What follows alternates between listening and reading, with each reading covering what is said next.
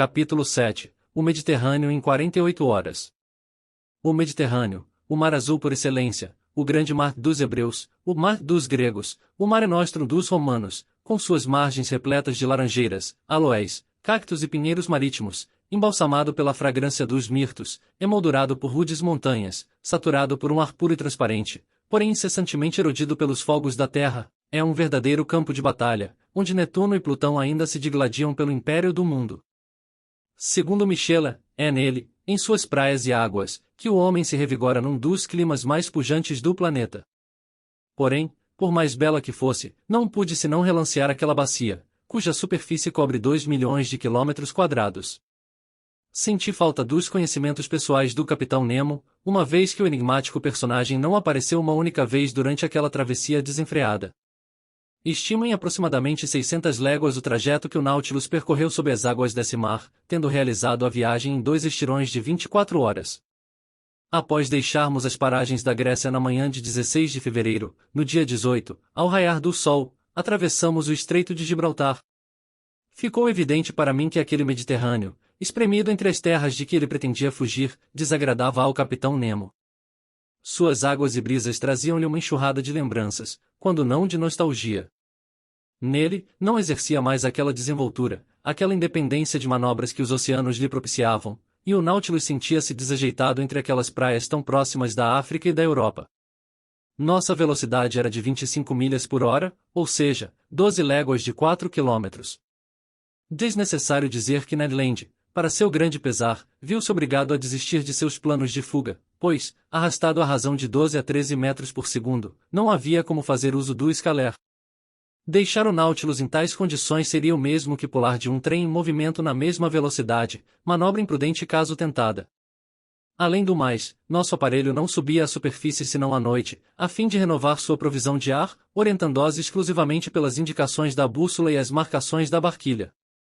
Só vi, portanto, das águas do Mediterrâneo, o que o viajante de um trem vê da paisagem que lhe foge diante dos olhos, isto é, apenas os horizontes distantes, e não os primeiros planos, que passam qual um relâmpago. Ainda assim, Conselho e eu pudemos observar alguns peixes mediterrâneos, que a força das nadadeiras mantinha por alguns instantes nas águas do Nautilus. Permanecíamos à espreita diante das vidraças, e nossos apontamentos permitem-me refazer em poucas palavras a ictiologia daquele mar. Da multidão de peixes que o habitam, vi uns, entrevi outros, e perdi os que a velocidade do Nautilus furtou aos meus olhos. Que me seja então permitido encaixá-los numa classificação imaginosa. Ela reproduzirá melhor minhas rápidas observações. Em meio à massa líquida fericamente iluminada pelas mantas elétricas, serpenteavam algumas lampreias com 1 metro de comprimento, presentes em quase todos os climas. Oxirrincos, espécies de raias com 2 metros de largura, ventre branco, dorso cor de borralho e manchado, desdobravam-se como grandes chales carregados pelas correntes. Outras raias passavam tão depressa que não me era possível saber se mereciam o apelido de águias que lhes foi dado pelos gregos ou os de rato, sapo e morcego com que os pescadores modernos os identificaram. Tubarões lixa, com 4 metros de comprimento e especialmente temidos pelos pescadores, apostavam corrida entre si. Raposas marinhas, com 2,5 metros de comprimento, dotadas de um faro sensível, surgiam do nada como vastas sombras azuladas. Douradas, da ordem dos esparídeos, algumas das quais medindo até 13 decímetros, exibiam túnicas em prata e azul emolduradas por faixas, contrastando com o tom escuro de suas nadadeiras, peixes consagrados a Vênus, cujo olho é embutido num supercílio de ouro, essa espécie preciosa, amiga de todas as águas, doces ou salgadas, habitando rios, lagos e oceanos, vivendo sob todos os climas, suportando todas as temperaturas e cuja raça, que remonta às épocas geológicas da Terra, preservou toda a sua beleza dos primeiros dias. Esturjões magníficos, com 9 a 10 metros de comprimento, animais turbulentos, que batiam com uma cauda poderosa na vidraça das escotilhas, revelando nos seus dorsos azulados com manchinhas marrons, semelhantes aos tubarões, cuja força evidentemente não emulam, são encontrados em todos os mares. Na primavera, gostam de subir os grandes rios, lutar contra as correntes do Volga, do Danúbio, do Pó, do Reno, do Loire e do Oder, e se alimentam de arenques, cavalas, salmões e bacalhaus. Embora pertençam à classe dos cartilaginosos, são delicados, e, comidos frescos, secos, marinados ou salgados, eram levados triunfalmente à mesa de lucro. Porém, de todos os habitantes do Mediterrâneo, os que pude observar com mais vagar, quando o Nautilus aproximava-se da superfície, pertenciam ao 63º gênero dos peixes ósseos. Eram atuns, escombrídeos de dorso azul e preto, ventre couraçado de prata, com raios dorsais que refletem fagulhas douradas. Tem a reputação de acompanhar a rota dos navios, cuja sombra fresca procuram sob o fogo do céu tropical, fato que não desmentiram ao escoltar o Nautilus como outrora escoltaram as naus de La Pérouse. Durante longas horas, apostaram corrida com nosso aparelho. Eu não me cansava de admirar aquelas criaturas, esculpidas especificamente para a corrida, cabeça pequena, corpo liso e fusiforme, que em alguns superava 3 metros, peitorais robustos e caudas bífidas. Nadavam em triângulo, como certas revoadas de aves, cuja rapidez igualavam e que fazia os antigos dizerem que eram íntimos da geometria e da estratégia.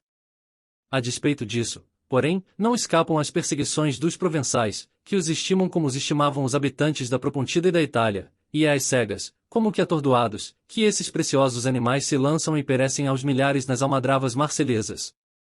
Citarei, de memória, alguns dos peixes mediterrâneos que Conselho e eu vislumbramos.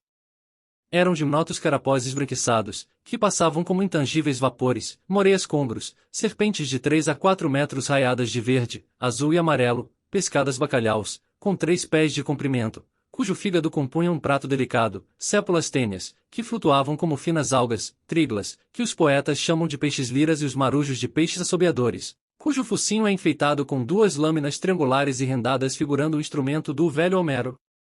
Triglas andorinhas, nadando com a rapidez do pássaro do qual tomou o nome, Holocentros garoupas, de cabeça vermelha e cuja nadadeira dorsal é dotada de filamentos, sáveis pintalgados com manchas pretas, cinzentas, marrons, azuis, amarelas e verdes, sensíveis à voz argentina das campainhas, esplêndidos pregados, esses fazões do mar, espécies de losangos com barbatanas amareladas, pontilhados de marrom, cujo lado superior, o esquerdo, é geralmente marmorizado em marrom e amarelo, e por fim, cardumes de admiráveis ruivos, verdadeiros paradiseídeos do oceano, pelos quais os romanos pagavam até 10.000 sestércios a unidade e que faziam morrer sobre a mesa, a fim de acompanhar com um olho cruel suas mudanças de cor desde o vermelho cinábrio da vida até o branco pálido da morte.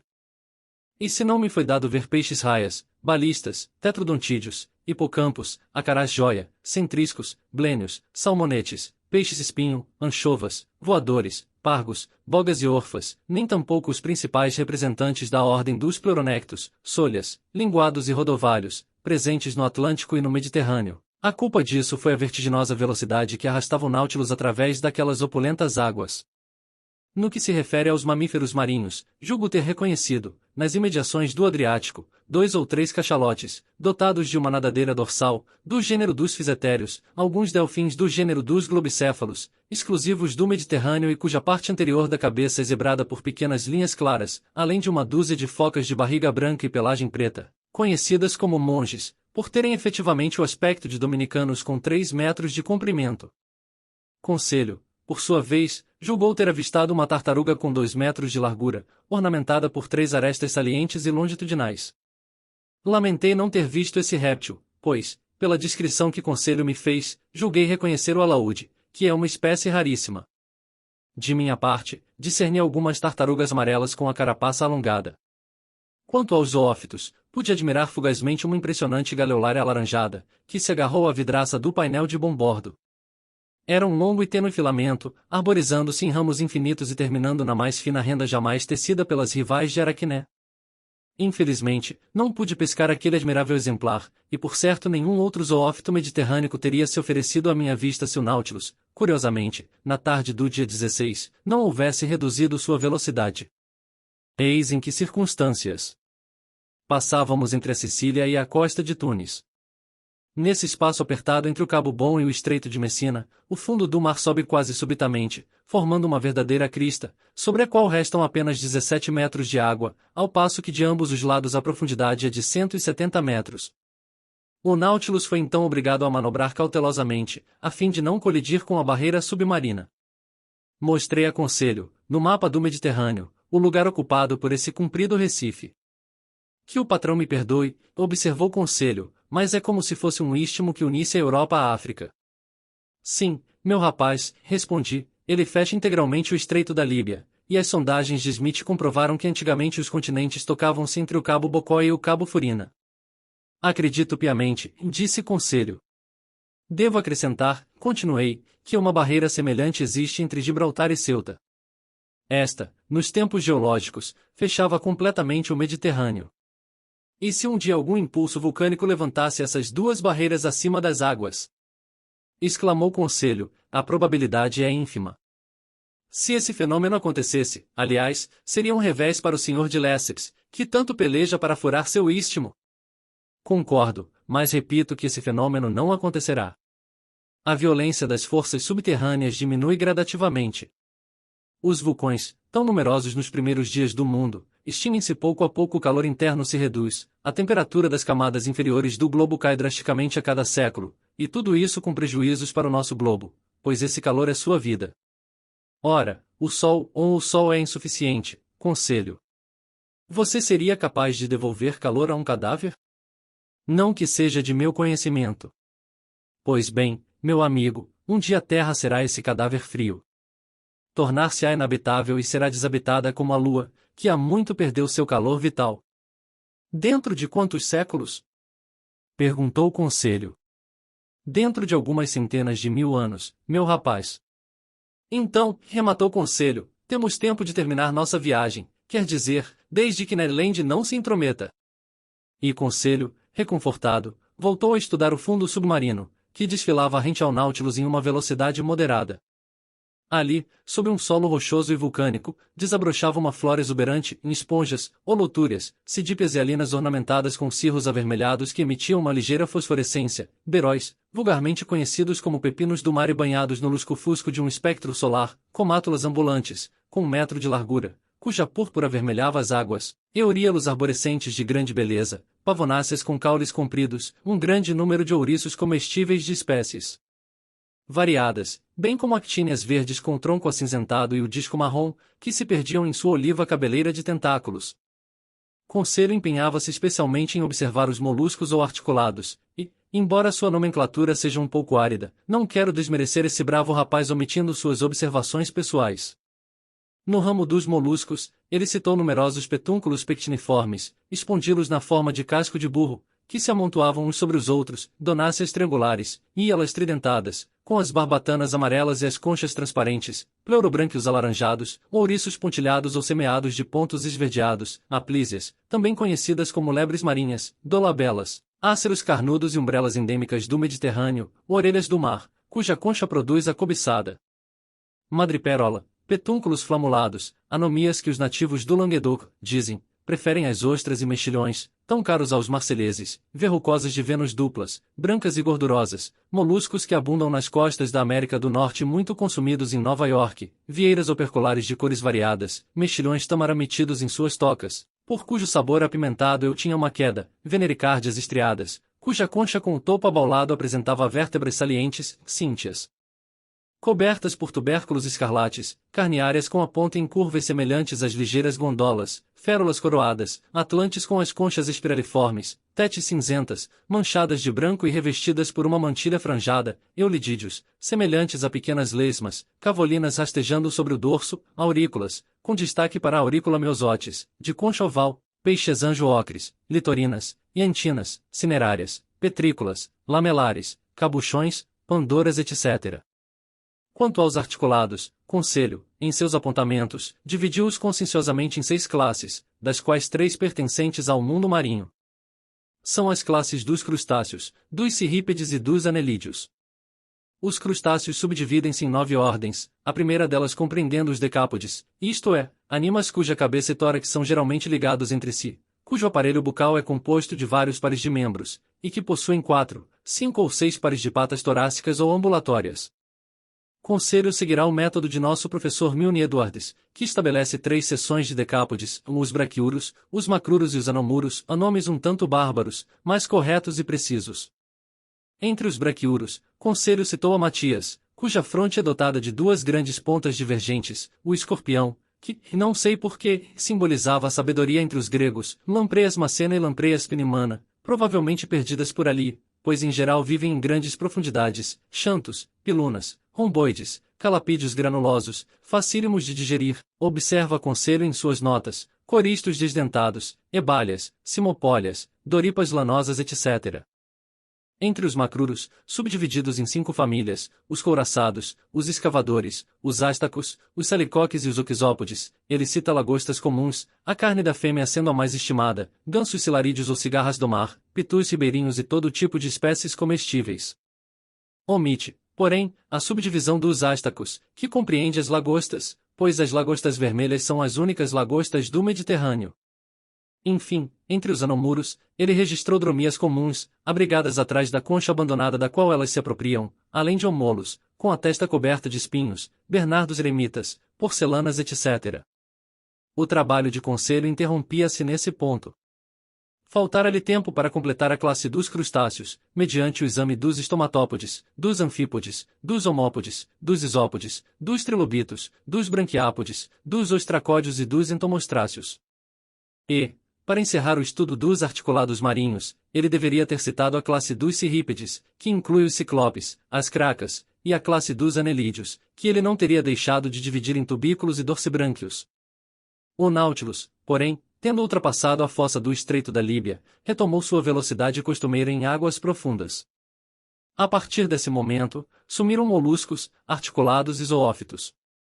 Apenas alguns peixes de grande porte passavam como sombras. Durante a noite de 16 para 17 de fevereiro, havíamos entrado na segunda bacia mediterrânica, cujas maiores profundidades situam-se a 3.000 metros. O Nautilus, impelido por sua hélice e recorrendo a seus planos inclinados, embrenhou-se nas últimas camadas do mar. Ali, em lugar de maravilhas naturais, a massa das águas ofereceu cenas tumultuosas e terríveis à minha visão. De fato, atravessávamos naquele momento uma zona do Mediterrâneo fecunda em sinistros marítimos. Do lado argelino até as praias da Provença, quantos navios não naufragaram, quantos não desapareceram? Comparado às vastas planícies líquidas do Pacífico, o Mediterrâneo não passa de um lago, mas um lago caprichoso, de águas traiçoeiras, moje, benevolente e carinhoso com a franzina tartana, que parece flutuar entre o duplo anil das águas e do céu, amanhã, irascível, tormentoso, açoitado pelos ventos, despedaçando os navios mais robustos com o incansável chicote de suas ondas. Durante aquela rápida incursão às profundezas, quantos destroços não vi abandonados no fundo, uns já incrustados de corais, outros cobertos por uma camada de ferrugem em âncoras, canhões, projéteis, guarnições de ferro, pás de hélice, peças de máquinas, cilindros quebrados, caldeiras erodidas, bem como cascos flutuando entre duas águas, uns de pé, outros emborcados. Entre aqueles navios naufragados, uns haviam perecido em consequência de um abauramento, outros, por se haverem chocado com algum escolho de granito. Alguns tinham ido a pique com a mastreação ereta, os cordames enrijecidos pela água, e pareciam fundeados numa grande enseada, à espera do momento da partida. Quando o Nautilus passou por eles e os envolveu com seu halo elétrico, achamos que iam saudá-lo com sua bandeira e transmitir-lhe seu número de matrícula. Mas não, nada senão silêncio e morte naquele cemitério de catástrofes. Observei que o número de fúnebres destroços naqueles fundos mediterrâneos só fazia aumentar à medida que o Nautilus se aproximava do Estreito de Gibraltar. Os litorais da África e da Europa convergiam naquele ponto, provocando desastres sem conta. Vi uma série de quilhas de ferro, ruínas fantásticas de vapores, uns deitados, outros de pé, qual animais informes.